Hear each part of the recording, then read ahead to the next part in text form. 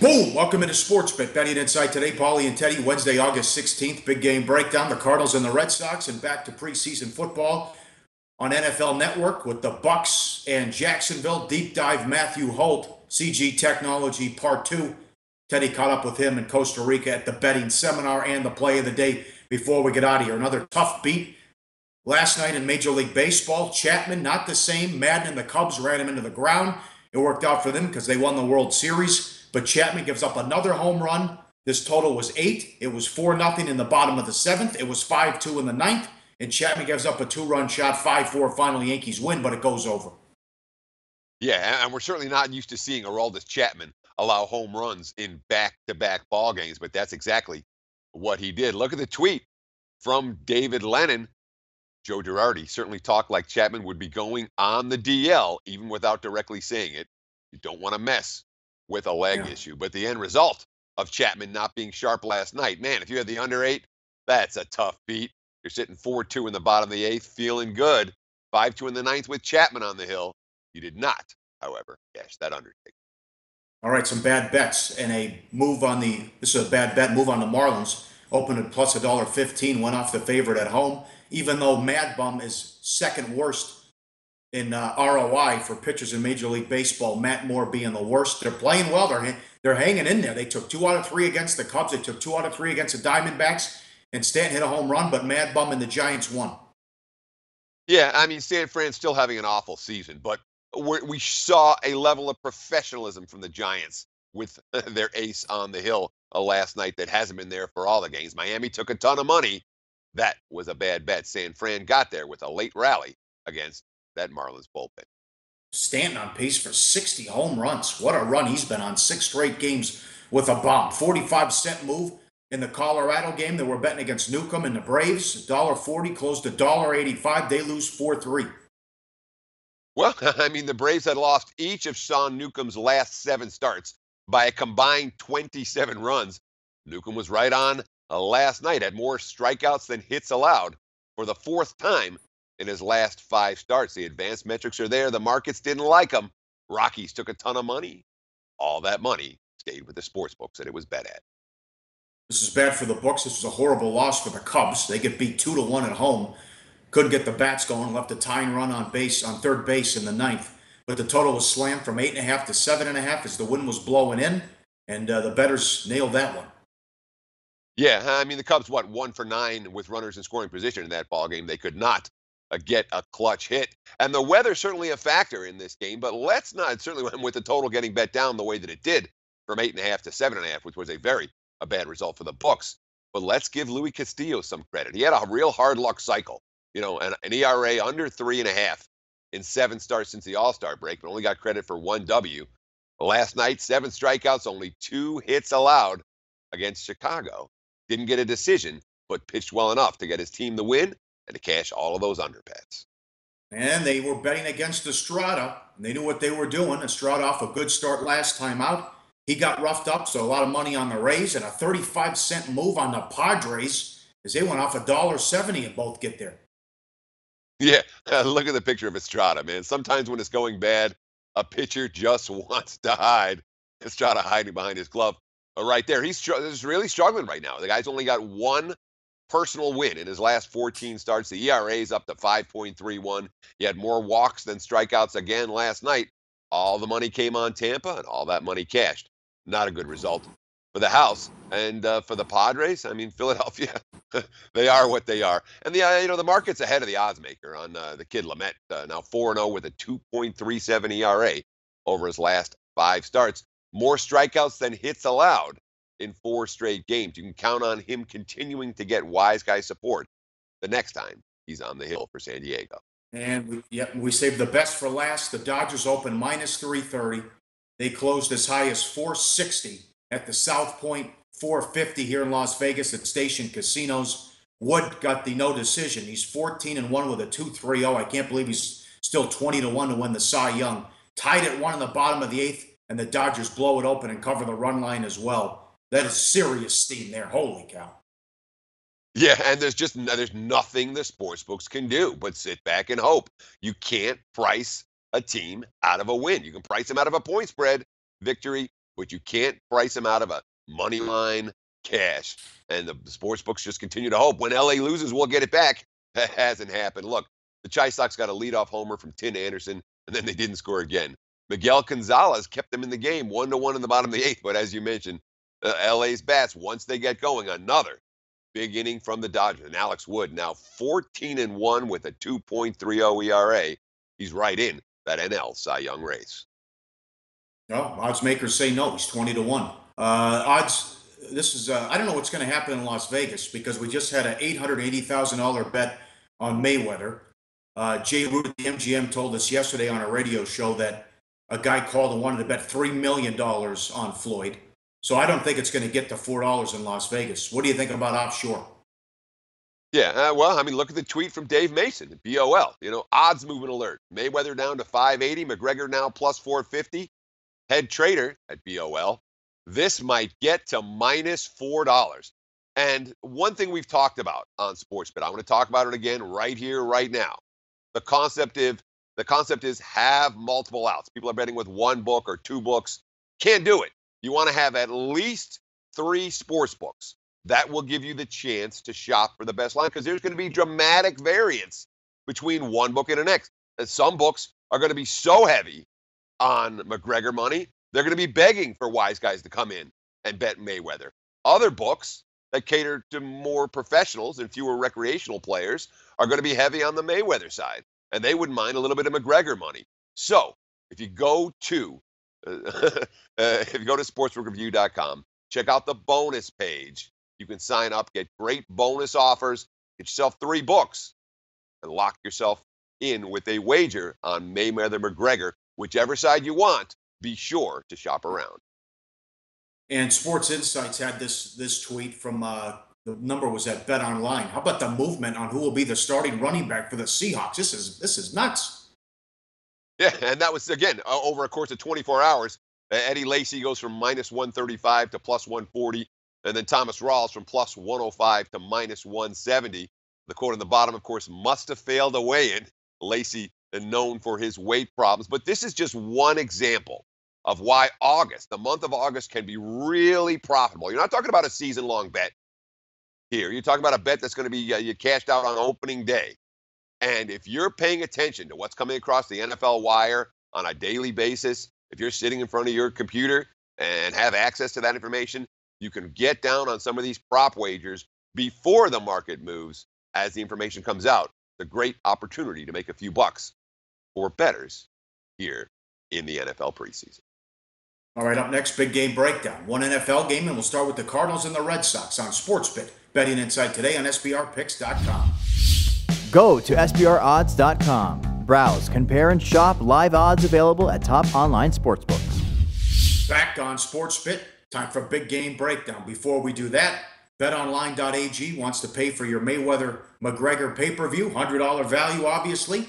You can just simply retweet this message to enter. Must have a BetOnline account to qualify. It goes on daily through day of the fight next Saturday. Let's start with the Cardinals and the Red Sox. Red Sox $1.37 at home, 9.5 the total. It's Lynn against Rodriguez. Red Sox have opened up a 4.5 game lead over the Yankees. Now Price, who's been on the DL, Pedroia just goes on the DL, but they're playing good ball and they're getting great pitching. You know about Sale. Pomeranz is having a great year. Porcello has been good the last few starts, and Rodriguez pitched well last time out. Yeah, I mean, let's not underestimate the Dustin Pedroia injury. The guy doesn't have the power that he once did. He's got a 378 on base percentage. That's his highest since 2011. He's number 2 in defensive WAR, according to Fangraphs. Dustin Pedroia matters. But the one thing we've seen is that Eduardo Nunez has been able to step in for him. He's got a hot bat right now. He's got a question marks on defense at the position. Of course, at third base, with Rafael Devers now playing third, this has been an offensive problem for them. Both of these guys have produced big time of late. Look at the graphic. Nunez and Devers, we're talking about a 647 and 677 slugging percentage. 2 guys who are crushing the baseball and helping Boston make up for the loss of Dustin Pedroia right now. Of course, that Red Sox team, they're hitting again. They pounded out 10 runs last night, the second time in their last 4 ball games. You got Rodriguez, who's only 24, showing signs of becoming a complete pitcher. with the ERA under 4, the FIP under 4, and 9.9 strikeouts per 9. Plenty of upside if he can throw strikes. And it's a wild race in the Central. St. Louis still a game and a half behind the Cubs. Milwaukee a game and a half behind the Cubs as well. And Lance Lynn has been appears to be the same pitcher. You look at this graphic, the last few years anyways. In 2012, he was 18-7 with a 3.78. This year's 10-6 with a 3.12. And then you see 2015 and 2014. But a deeper dive, you see the career low in strikeout percentage, career high in walks, and the ground ball rate is almost a career low as well, as we've talked about many times on this show. That's a recipe for disaster, and the advanced metrics read a little bit different as well. His ERA is 3.12. It's like Gio Gonzalez part 2, right? Who pitched well last night too. But the ERA 3.12, the fielding independent pitching is 4.83, the xFIP 4.68, and the skill interactive ERA is 4.67. Just like Gio, Teddy. Yeah, and in a sense, I mean, there's been a number of pitchers this year. Jason Vargas for Kansas City was a guy who really outperformed to advanced metric. The markets went against him. He's come back to earth over the back half of the campaign as someone that really stands out in that regard. Urban Santana in Minnesota, another guy whose advanced metrics say the correction is coming. The market's consistently against him, and at least we've seen some of that from Santana. Well, the markets are saying, and the advanced metrics numbers are saying, expect a correction from Lance Lynn, even though his overall numbers very comparable to his career numbers. When you have a career low strikeout rate, a career high walk rate, and almost a career low ground ball rate, there are problems lurking on the horizon. One good thing for Lance Lynn, of course, is that he's got that St. Louis offense behind him. The Cards, they're clicking as well offensively. 71 runs scored over the last 9 ball games. They've scored 6 or more 7 times during that span, even though the bats have gotten a little bit cooler here in Fenway. Game number 2, live odds bet online. There's only 3 games Thursday in the preseason. Here's one of them on NFL Network, the ESPN rather. This is the Buccaneers and the Jaguars. Pick 'em, 40.5 the total. Different approach for Jacksonville. Had practice versus the Patriots last week before playing them. Now joint practices Monday and Tuesday against the Bucs. 3 years of Blake Bortles, the last 3 years a horror show, as many wins as pick sixes, if you can believe it. 11-34 is the record. The passer rating is 79.6. I can't believe he's still the quarterback. He's had some horrible practices already. When he had the 5 interception practice, afterwards Doug Marrone said, if I got my way in a dream situation, I'd run the ball every play. Not exactly a ringing endorsement. Yeah, and look, it's clearly make or break time for Blake Bortles. Now, year 4 in the NFL, and early reports are not good. In that 11-on-11, we talked about the joint practice with New England last week. Well, he had 11-on-11 practice session. He was 5 for 17 with an interception right there. In the game against the Patriots, and remember, I mean, a bunch of offense for the Jaguars. They scored 4 touchdowns in that contest. None of them had anything to do with Blake Bortles. Bortles was 3 of 5 for 16 yards in the game before getting pulled in that contest. And of course, afterwards, and Bortles has also been struggling in practice this week. The quote, from Bortles talking about how it's the first year in this offense. Remember, they ran with the Hackett as the offense coordinator.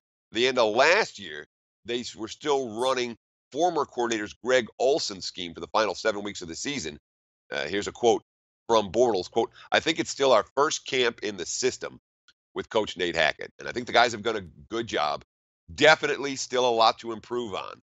We've shown day in and day out how good we can be. And then we've shown day in and day out how stupid some of the stuff we do is. So the Jags don't have that level of consistency in this new offense that perhaps they would like so far. And of course, against New England, let's not forget, it was all big plays, mostly big plays. Every bit as lucky as they were good in those contests. They scored a touchdown on a 97-yard pass, a 79-yard run, and a 42-yard pass. You don't count on those type of plays on a week-in, week-out basis from the Jacksonville Jaguars. No Fournette, no Leaf in this one. They're injured and won't play, according to reports. Winston, he should have a big year, but he makes horrible decisions off the field the last few years of going back to Florida State. Why wouldn't he make bad decisions on the field? You've seen the Hard Knocks first couple episodes, too, when he's throwing terrible picks. You get a deep threat in Deshaun Jackson. should open things up for Mike Evans. You got Brait and O.J. Howard, who they took in the draft. Griffin, the third-string quarterback, is out with an injury. So you're looking at Lufau, the Colorado kid who was undrafted, who could get a lot of time. I don't know how much they'll play Winston and Fitzpatrick. I don't know how much they'll play, but expect a lot of Lufau in the second half as well. Dirk Cutter, the Bucs new coach from last year, rather, seems to like using the preseason to give their starters a lot of time to get acquainted with one another. They gave the offense nearly a third of the playing time in week 1. Cutter said yesterday that those starters will only get a full half in week 2. Quote, we'll play more. The ones will be closer to a full half. It went a little bit longer with the offense last game. The defense didn't play much. We'll take those guys deeper into the game. I'd like Winston, if we have the ball, to get into a 2-minute situation in the second quarter, if we could, end quote there. So I'll correct what I said earlier. There's good information about how long they will play on the ESPN game. What do you think? Well, that's the whole key here, okay? The key to the handicap for this ball game is that the Bucs' number 3 quarterback. I love preseason because the keys to the handicap. Oh, the number 3 quarterback's hurt. But yeah, Ryan Griffin is hurt for the Bucs. Now, Lufau, let's be honest, he's a non-prospect. He's a never was, never will be type of guy. And he got extended playing time last week. Whatever they wanted to see from him on film, they have on film. We're talking a situation where Tampa, they haven't said it, Cutter hasn't said it, but Jameis Winston, the starter, is likely to play the first half or most of the first half here. And Ryan Fitzpatrick, who did not look good in his Bucs debut, to the surprise of no one last week, he's expected to get ample playing time once Winston gets out. So it may not be a whole lot of Sefu Lufau for Colorado. We could see a pretty decent QB rotation for Tampa Bay, despite the fact that the third stringer Ryan Griffin may be out for a while. Up next, the deep dive with Matthew Holt from CG Technology, and then finally an over. Finally, Teddy, we'll give out an over in Major League Baseball on SportsBet. Betting Insight today on SBRPicks.com. Research before you bet. Be sure to check out SBR Picks for the best game predictions, breakdowns, and much, much more. And we're back here on SportsBet. Deep dive time. I've got a great treat for you guys today. We're talking to Matthew Holt, the Chief Operating Officer of CG Analytics, formerly known as Cantor, also known as the biggest book in Las Vegas. Matt, welcome to the program. Thank you very much, Teddy. Pleasure to be here. Sure. Should I call you Matt or Matthew? Either one's fine. Just don't call you late for dinner? That's right. All right. COO for CG Analytics. You guys are the only sportsbook in Las Vegas, and really the only sportsbook that I think of worldwide, that's backed by Wall Street money. What's that like? There's a lot of advantages to it, and there's a lot of challenges. We pioneered and paved the way for mobile sports wagering in the state of Nevada. And Sure. Anytime you pave the way for anything, there's a lot of challenges. But having a company with such a historic background of doing innovative things was very helpful in that respect. And look, we were the first company to have a mobile app. For a long time, we were the only company to have a mobile app, and now suddenly everyone does. So when everyone emulates what you did, it's kind of a testament to you did something right. Sure, and certainly when it came to in-game wagering, Cantor was the first place that I did in-game back when it was Cantor. Now, let's use CG Analytics as the proper terminology for now. But that was the first place where I started doing in-game wagering. You guys were pioneers in that aspect as well. And look, we were doing things at the time that people really nowhere were doing. Make or miss free throws in a basketball game, and our most popular market was make or miss field goals in a football game. I was always watching the kicker's eyes. Yeah. I swear you can. If you watch the kicker's eyes, you get a sense. I don't know. I won a few bets doing that. Not a ton, obviously, but. Tell me your story, man. I know that you were a guy, you were in the military, you went to Kentucky. How'd you end up in Vegas? I went in the Air Force out of high school. I wanted to be an air traffic controller. My stepfather was an air traffic controller. The money was great at the time, and there were only 2 ways to become an air traffic controller, which was get invited to a fairly exclusive college in Minnesota, or you went through the military first. So I decided to go into the Air Force because I couldn't afford the Minnesota school or probably get in. And then once I went through the entire air traffic control training and everything and saw that how stressful it was in the daily grind, I decided I didn't want to be an air traffic controller anymore. So I went to the college in Kentucky, and I had a great experience there, and I went to school for sports marketing, and I always had intent to work in sports somehow. And The day I graduated, I got in a U-Haul with 2 of my friends and drove to Las Vegas and rented an apartment that day. Sweet. And the very next day, I happened to know someone who was working at a company called Fanball, and they said they were hiring. It was kind of a fantasy sports data firm, and right next door was a company called Don Best. I've heard of them. Yeah, sure. Most people have. So that very same day, I just applied at Don Best. I got a job in their injury and information department. I rapidly worked my way up to running the injury and information department.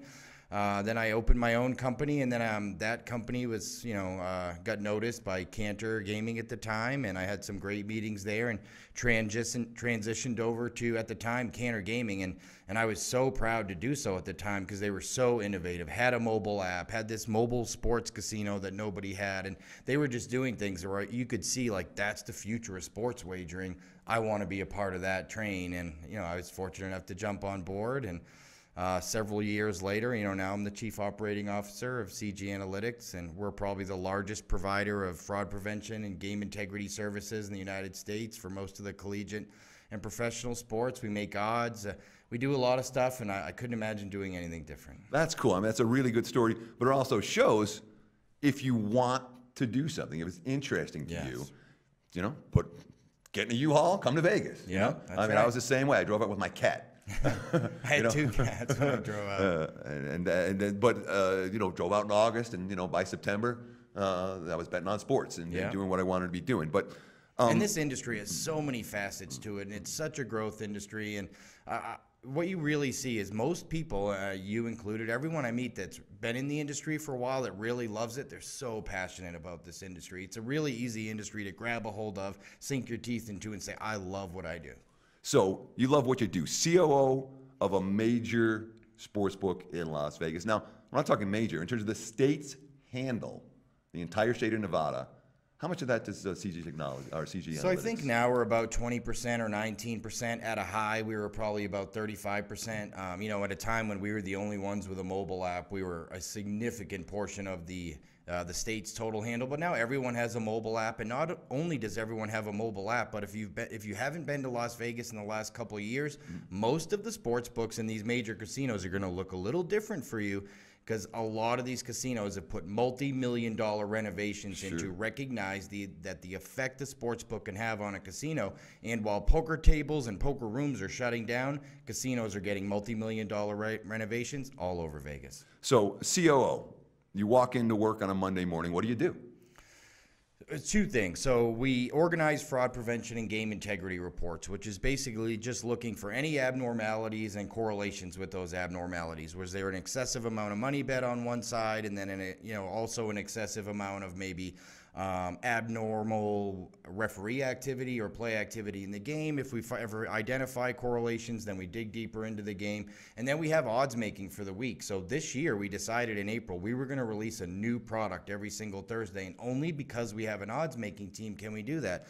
So we decide what the new product's going to be for the week, whether it's NFL season long player props or college football season long player props or UFC props for the big pay-per-view, or hey, the Masters is this week, let's put out 60 props on the Masters.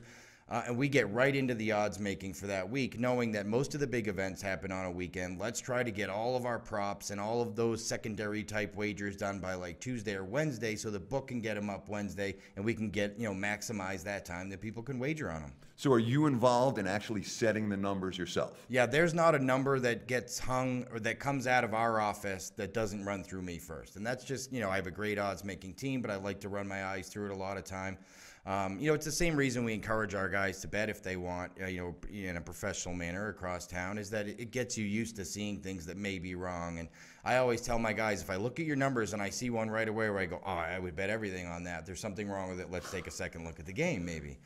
And then, there's just so much going on over there. So we're really busy. It's a constantly busy industry. There's a fallacy in the industry that, hey, when the NBA finals end in June all the way to, the start of the college football season, the end of August, that we're pretty slow. But it's unbelievable how much preparation work we do with all the futures and different types of season-long props that we do for college football and the NFL. And we're constantly expanding the menu that we do on things like, the major golf tournaments and the major tennis tournaments. UFC is the fastest-growing sport in U.S. sports betting right now compared to where it was 10 years ago. There's just always something going on. August August is normally a slow month. Then you throw McGregor, Mayweather in there, and now it's an so explosion. So much for your summer vacation. Okay. That's right. There's always something. Easy come, easy go. Matt, we're going to talk a lot more with you in part 2 and part 3 of this interview. But the one thing I want to harp on, there is not, here's your quote, there's not a number that goes up without my approval. Yeah. I'm going to ask you about that coming up in our next deep dive with Matthew Holt right here on SportsBit Betting Insights Today. All right, Teddy, nice job with Matthew Holt. Look for Ed Graney next week to preview the big fight in Vegas with Mayweather and McGregor. He'll be there coming up. Money time, play of the day. Back to the Cardinals and the Red Sox. What are we doing, Teddy? Yeah, you're right. No unders, man. We had a terrible run with unders here on SportsBit. We're going the other direction. Game number 925, 926. Boston and St. Louis. Let's go over 9.5.